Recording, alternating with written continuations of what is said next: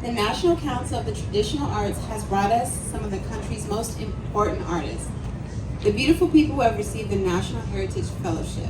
This is the highest honor that is given to folk and traditional artists by the National Endowment of the Arts.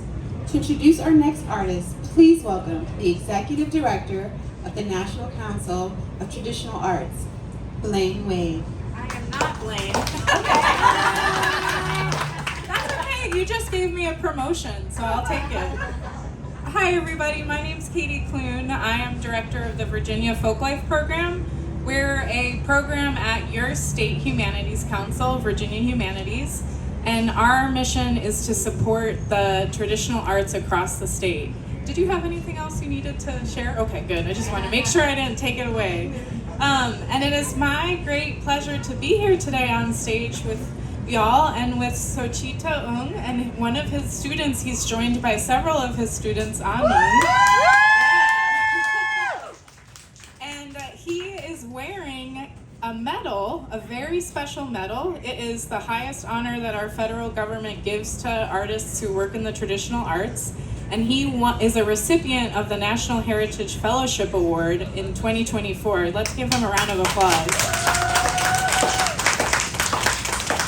And he also was a mentor artist in a grant program we administer, the Virginia Folklife Apprenticeship Program, in 2016. So he is someone who takes his artistry and passing on his skills to the people around him and his community members very seriously. Let me just read a couple lines so you appreciate a little bit about his biography before we dig in and ask some questions. So in addition to being a multi-talented costume maker, dancer, teacher, choreographer, playwright, and producer with a passion for sharing his skills across and beyond Cambodian communities nationwide, Sochietah is particularly known for his costume and crown making. I hope you had the chance to see some of the crowns in the back of the stage. His broad knowledge derives from his childhood in Cambodia, where he regularly attended classical theater with his grandmother. He became enamored with it, and in these early years, he did not know how invaluable his passion would become in the future. When he came to the US in 1979, is that correct? He was found out by other Cambodian community members who wanted his advice in putting on a show and in producing the kind of costumes they require for their traditions. And since then, he has imparted Cambodian dance and costume making to hundreds of students and regularly performs in Washington, D.C., including at the Kennedy Center and National Folk Festivals. So thank you for joining us. And I wonder, one more round of applause. I wonder if you could start by just giving us a basic introduction of what are these costumes used for? Mostly Cambodian dance is the royal ballet. In the old days, you only dance for the court, for the king and queen and prince and friend. So the costume in the background is mostly the royal costume for the king and the queen. But soon after the Kiln Film 1979, now we bring back to public from the courtyard. We bring out to the courtyard to represent, to let all American people, let all different generation people to know the Cambodian costume. So in the old days, most of the Cambodian costume, you see all those, all velvet, they are all sequin. They quilled by gold, pure gold, and the jewelry are by diamond and gold, pure gold. The dress is silk and gold thread. But now, soon, being United States, we can make it. So most of the stuff is gold plate and crystal. Gold plate and crystal, that makes sense. Yeah. What materials do you use for the crowns? The crowns are man-made leather.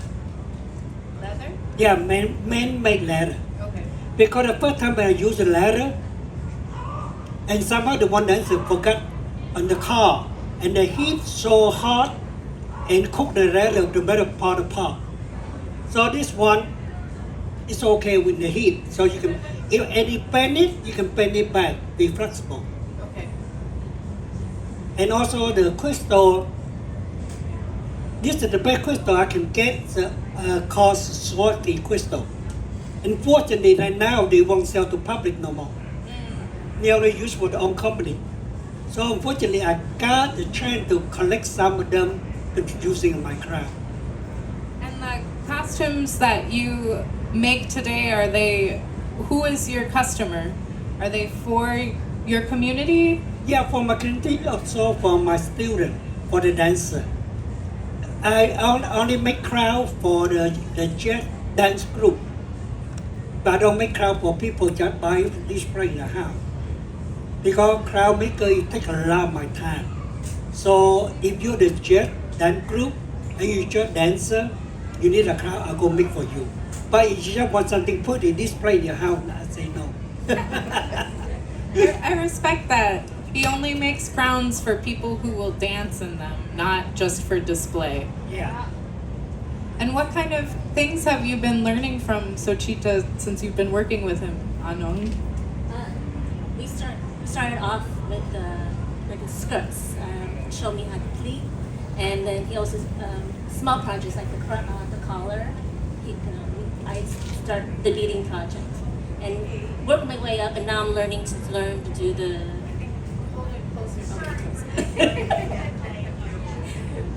Okay, and now I'm learning how to learn the actual crown, right? So with the front part and the different. So I'll be excited to learn the Apsara crown. I can't wait for it. But I got it obviously in stages. There's many stages. There's many roles in the dance roles. So he wants to start small and then work my way up. Okay. Yeah. But first it's dressing, small projects, and then The masterpiece. What she mean the skirt before Cambodia, the dress is about 3.5 yard long.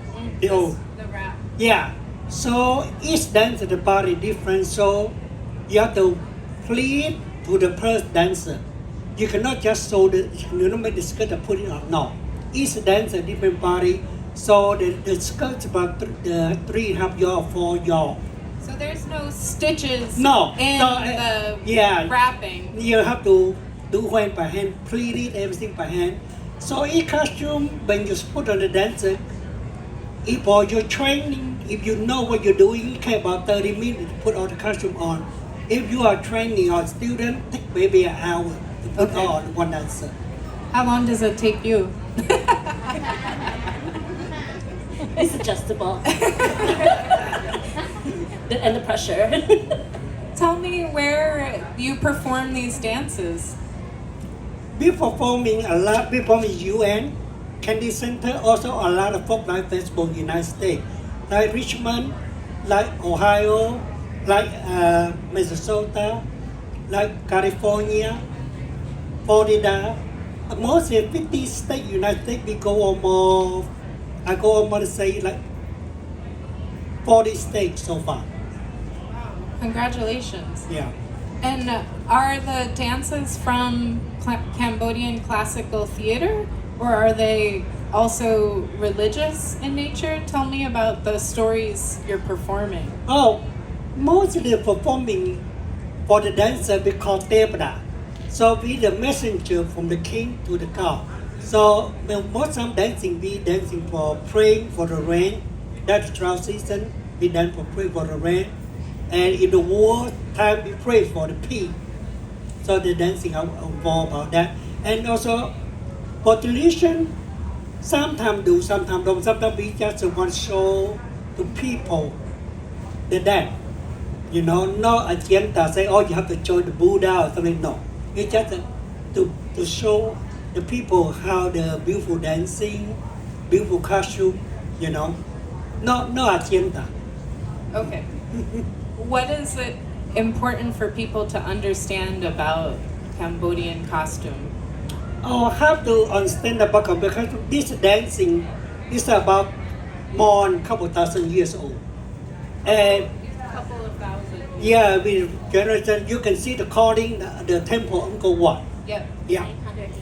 yeah. 900 AD. So Maybe one of the older traditions here today at this festival. also announcing it because soon, 1975, the genocide in Cambodia, they killed more million dancer teacher. all the people. So I like to bring it back, to survive, to tell the people some of the art surviving. So now we start from the new again. And when you were starting your practice, did you have a teacher? Yeah, I do. Unfortunately, I'm very lucky. I got all the best teachers I can have in Cambodia. Most of all my teachers in Cambodia, they are big stars. They done all the lead dancer. So unfortunately, I'm very lucky. And Anung, how is Sochietah as a teacher? Oh, I'm very lucky that he's our teacher because we learn everything from the dance and even the stories with the. He even give us life lessons. Therapy sometimes. How long do you train with him? Definitely every Sunday. Okay. And if there's any external projects, we might add extra time, but at least at minimum once a week. But if you're in Cambodia, it's almost every day. Fantastic. Yeah, because what they say in Cambodia, if you are a dance student, if the teacher pick on you, give you a hard time, that's a good sign, mean they pay attention to you. Like, example, like 20 students, I only pick on 2 dancers, mean that 2 dancers caught my eye. If now the 8 dancers, I know them, mean you have no chance to make it.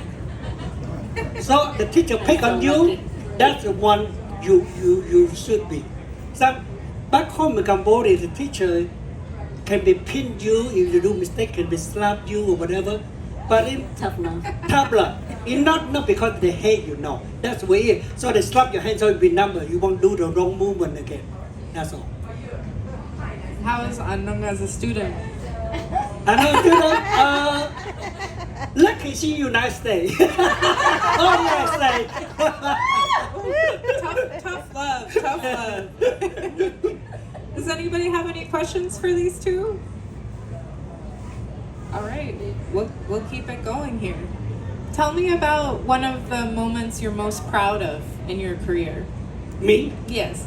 I'm more proud of my career. 2 nights ago, I got the award and I meet all the wonderful people from all around the United States. I didn't realize that was just 2 nights ago. That was the National Heritage Fellowship Award ceremony, right? Yeah. So I'm very proud of that moment that I have a chance on the stage with all the wonderful people from all around the United States. And we've been spending time together. They are my new best friend. I already miss them already. Yeah, that's a really amazing program. We have a question here. So, I don't know very much about Cambodia, but I did see the movie The Killing Fields. Yeah. You may know this Kwan's son lives in Herndon. Yeah. I know the parent and the son. You do. So, what should Americans know about Cambodian culture beyond the genocide, beyond the horrors, to the rich culture that you are leading? That's a beautiful question, and I'll repeat it so we're sure everyone heard. What should Americans know about Cambodian culture beyond the one thing we are more likely to know, which is the horrible genocide in the 70s? What would you like us to know about Cambodia beyond that small part of its history? Look past the killing field. And Cambodia is a rich country. We have the big freshwater lake. We have a lot of good rice pub. We have a lot of good fish. And the people very gentle soul. And we have beautiful temple. And we have a lot of good stone, rhinestone. We have ruby, sapphire, zircon. And also we have a good culture because of Buddhism. So Buddhism people, when you go to, if you come to visit some Cambodian family, they go ask you, first thing you go ask you, how are you? Did you eat yet? Yes. Yeah. Then we go ask you, are you eat yet? No. Okay, let's go eat first and talk later. That's what we are. And also, we love neighbor. You know, we look at neighbor. We want everybody come to visit Cambodia. That look, forget about the killing field. Besides, we have a lot of beautiful things in Cambodia that you can visit, enjoy. Nice beautiful beach, nice beautiful mountain, my beautiful river. So you guys should come to visit. And does Cambodia have a strong weaving tradition? Oh yeah. Tell me about these textiles. The weaving tradition that this one, it take like a flower. You know, they call it kachan. Kachan is a flower and come in 4 petals. The same thing, see, most in Cambodia, the jewelry of things we take from nature. So sometimes I bring my student to National Algorithm, Washington DC. Cool. Yeah, take them, I let them take a picture of the nature of the leaf, the flowers thing, and I want them to copy and make a design on it. So everything you learn from nature, like Cambodia dancing. See, like this one, it means trunk. Yup. So the trunk is turned, be young leaf. See, this is the bark of the leaf. And it turn to full leaf, it turn to flower, and turn to fruit. So you put this, the trunk, you point out, mean today. You put the trunk to your mouth, mean you want to talk. You put a leaf, the young leaf, you put it to your ear, it means beautiful. If you put the 2 full leaf to your hand, mean you're in love. 4,500 gestures. Oh my gosh! Wow. So, yeah, to watch a Cambodian dance and to know what the gestures mean, is that almost like reading a story? Yeah, also almost like sign language. You can tell. Because when the dancer, if they do sad, you can see from the face. They don't talk, but the hand movement can tell you what it means. See, like this one, if you do this one, means you are sad. Most of the sad people do that, you know. Like you said, yeah, close down. If you do this one, means smiling, happy. If you do this one, like beautiful, big, yeah, yeah. So any movement like a storytelling, also like a sign language. You can look up from the face of the dancer, and they can tell you what they're doing. What? Oh, we've got a question. Yeah. You're one of his students, right? My question to him is, can you tell me the different dance roles you've had and which one is your favorite dance role? Oh, What dance roles have you had, and which one has been your favorite? beginning I learned monkey, and one of my teachers said, "Why you do monkey?" I said, "Why?" Say, when the monkey role in Cambodia, Cambodia follow the king, the queen, the giant, and the monkey. So monkey, the most is serving. The halaman is serving. So Is that the white mask on yeah, the yeah, table? Okay. yeah. So most the monkey, the Halaman. halaman, most is serving always sit on the floor and bow to the king and queen. So my teacher said, "Why you want to bow to people all day long? Why you be a giant, be a king? Let people bow back to you." So I switch role. That makes sense. Start out bowing, graduate to king. I have a question. Yeah. First of all, I have congratulations for you. Can you come up closer? It's hard to hear you. Sorry. First of all, congratulations for you. Oh, thank you. Yeah. Scholarship award, and that's great. And myself, I'm an artist, mask maker, and I like to ask about your crown, beautiful. And can you tell a little bit more about how things today, the processing about that you have had? Yes. Thank you. We have our mask maker from Mongolia who will be speaking at 5 on this stage, I believe, wanting a little bit more detail about the process of making the crown. Artist to artist question here. Couple back years ago, I have a chance display together in Arlington. I meet him, and he okay. also had a big group, the dancer. Are you gonna give him your secrets? This is not my secret. My teacher said the art, the costume, everything belong to the country, belong to people. You cannot keep it. So It's belong to everybody, so everyone want to learn. It's good because my dance student not only have Cambodia, I have African American student, I have a Spanish dance student, I have a white student, and I have Thai student, and Malaysia student. So it's for everybody. How long does it take to make one of those beautiful crowns? About 3 weeks. Wow. Because you move first, you have to cut it. After cut it, you have to wire them. Slow wire them. After that, you have to put them together, and you have 4 layers of paint. 4 layers. Yeah, a gold paint. After that, you have to set the crystal one by one, one by one. Are you ready? It's a slow process for me. But I'm getting there. Any other questions?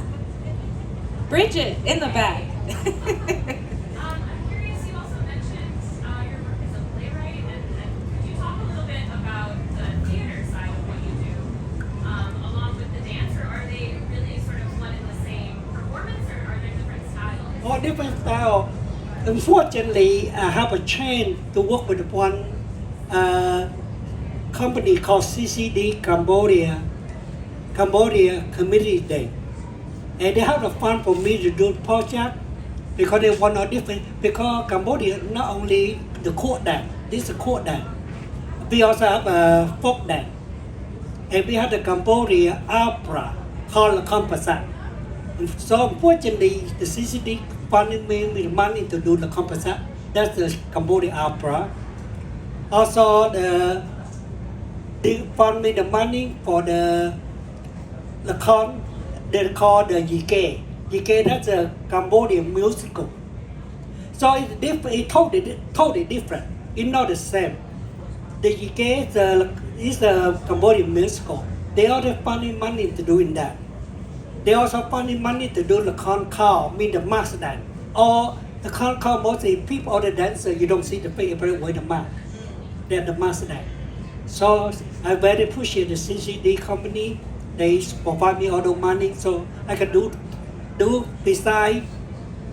Cambodia mostly have about seven different art forms. They also have the shadow, they put the like Indonesia. Yeah, something like that too. Also they have the one with the puppet. Mm-hmm. Yeah, so mostly about 7 or 8 dance forms. How do the costumes for the Cambodian opera compare with these court costumes? Cambodia opera, it can be beautiful. It look okay. If you see Chinese opera, it's between Chinese opera. So all sequence from head to toe, or beat it. Beautiful. Where can people see you perform? A lot of time we perform in the temple or different places. So if coming up, you can check Cambodia performing around this area. You can see them. A lot of time I could be performing in the Folklife Festival, Richmond, in October. We'll get you back. You said you perform at your temple. Where is the temple? The Silver Spring, Maryland. Silver Spring. How many families attend? Oh, thousand. We have over 100 students. We have Oh over my 100 gosh, amazing. For the Cambodian New Year, we have over 100 students. Tell us about Cambodian New Year traditions. Cambodian New Traditions is celebration New Year for the prep when you finish the right field, and also people will like take it easy and go to temple, bring food to the monk, and bring offer to your family ancestor who passed away. Also time to get together with your family, have a fun, have a game. So in Cambodia, the New Year is a long week. In here soon, everybody working. We only have 3 And days. what time of year is it? In April, And I'm familiar with New Year's in Laos, and I know you can get kind of wet. Do you have that same water no. play? Okay. Okay, talk about that Lao New Year. And now go back to the history. In the old day, in Asia country, they have China and Cambodia, the 2 big kingdoms. So China got all the culture. So you see Japanese, Korea, Vietnam, they celebrate same day, Chinese New Year. you back to the south, Cambodia, Thai, Laos, Burmese, they all celebrate the same day, New Year with Cambodia. Okay. Yes, please, another question. I think we have about 5 more minutes. So you've spoken about teaching the arts, but you're also an elder in your community working with young people. I'm interested what the young people, maybe you want to answer this also, what the young people want to learn from you about your life, your family's story in Cambodia, that part of their heritage where you come from and their families come from. What do they want to know, and what do you try to share? Impart on them. Oh, for my students, I'm teaching classes. Sometimes if someone say, "Oh, I like to hear something," I go tell the story. You are lucky because you're United States. Back home there, you have to do this to get where you go. Okay, to them. So sometimes I give them a live lesson, and if they lesson's good, if they want lesson good, it's a free. I'm a free psychiatry for them, and they can wire me. Maybe if, oh, please go ahead. I mean, I definitely, I love the arts. You know, the out of all the uniform and unites of the world, I'm biased. I love our culture, the beauty, the diamonds, crystals, the gold, the sparkling. I mean, I think we're just amazing, and I want to learn all of this. You know, even my mom told me that I'm in the camp, I would run away and go watch the show. I watch the dance, right? It's always memorized me. So yeah, I want to learn the skirts. And then now I'm also learning to go into weddings, right? Because I love our wedding story. It's not just get a priest and vows. It's like you get your blessings from your ancestors, you get your blessings from your parents, you get your blessings. It's a whole story. The wedding scenes is amazing. And then I'm learning that from him too. So you'll be able to help perform weddings or perform at weddings? Help dress. Help dress. Help dress. Oh, gorgeous. If they have the materials they need to perform all these different ceremonies. And I love how even the younger kids, even with the people who are doing online dating, and their future spouses or fiancés are willing to go into this torture of sewing right? So I love how they share with their because I get a lot of mixed couples, you know, even Jewish people who are willing to get into this. So I think I'm lucky to learn from him and then pass it down to our kids and our younger kids. Yeah. Talk about the wedding, because the Cambodian costume, when you do wedding, you not just do wedding, you do the whole story.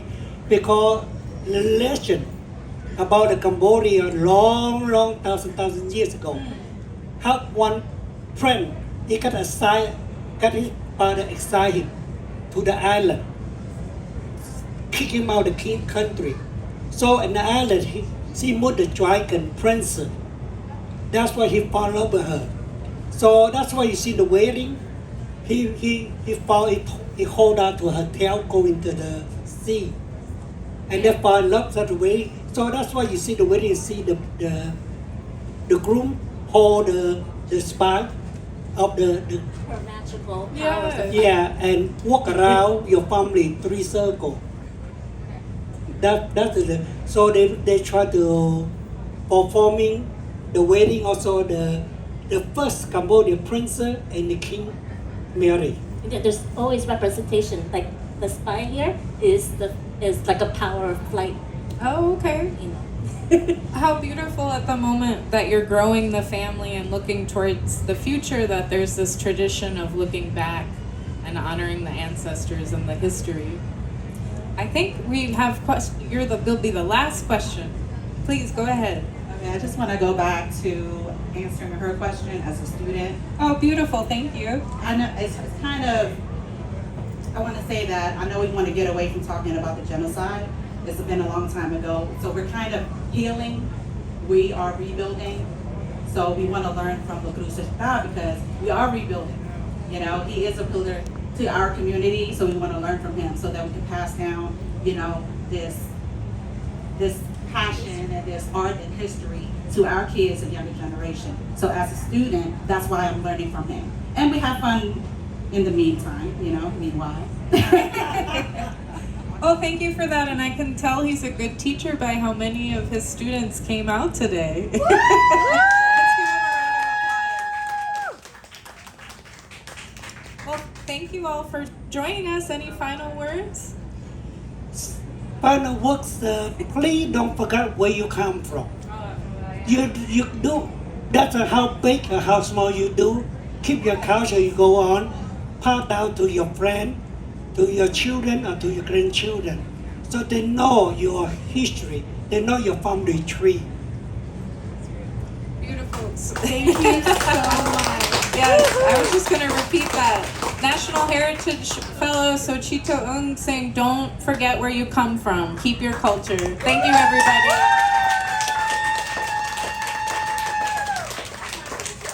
I just wanted to say that we're really honored that you shared your brilliance with us today and your audience. You truly are a world-class actor. Thank you. Thank you. All right, just so you guys know, if you're watching all of these great presentations, we have more for you.